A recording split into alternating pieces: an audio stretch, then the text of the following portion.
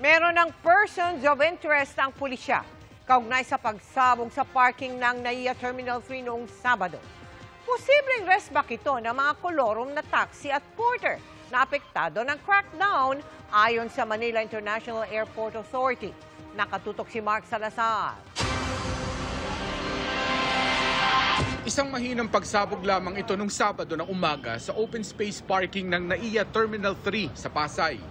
Pero tatlong nakaparadang sasakyan ang naapektuhan ng improvised Molotov bomb. Diyan daw nanggaling, sir. Diyan nanggaling. Opo. Hindi po pumasok yung nagpasabog ng Molotov. Ang Molotov galing sa labas. Tinapon dito sa outermost. Kasi alam nila na mahigpit ang security dito sa main. Walang nasaktan sa insidente pero kinwestiyon ang bisa ng seguridad ng ating pangunahing airport. Nataon pa man din na ngayong araw nagpirmahan ng Covenant for Security ang iba't ibang ahensyang nagpapatupad ng seguridad sa mga airport. Control naman po natin, there should be no cause for alarm here.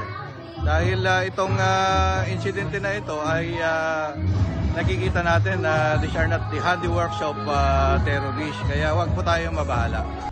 Ayon sa Manila International Airport Authority, malakas ang suspetsya na ang pagpapasabog ay resback ng mga kolorum na taxi at porter na apektado ng crackdown sa Terminal 3. Tatlong persons of interest daw ang tinututukan ng PNP Aviation Security Group. For the past several days, there were series of yung ginagawang crackdown along Terminal 3. Kasi ang dami po report dito ng mga kolorum, illegal individual, mga illegal porters po na naghihikayat sa mga pasaherong dumarating na sumakay sa mga ganitong public transport.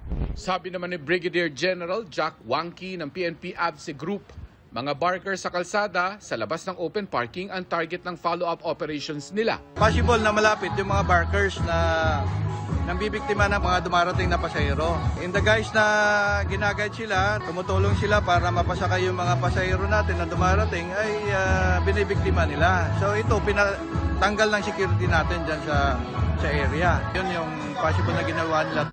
Ang mga susunod na update daw sa investigasyon ng insidenteng ito ay manggagaling na mismo sa PNP headquarters sa Camp Crame. Para sa GMA Integrated News, Mark Salazar, nakatutok 24 oras. Mga kapuso, kasama nyo kami 24 oras. Mag-subscribe sa GMA Integrated News sa YouTube. Sa mga kapuso abroad, bisitahin ang GMA Pinoy TV at www.gmanews.tv.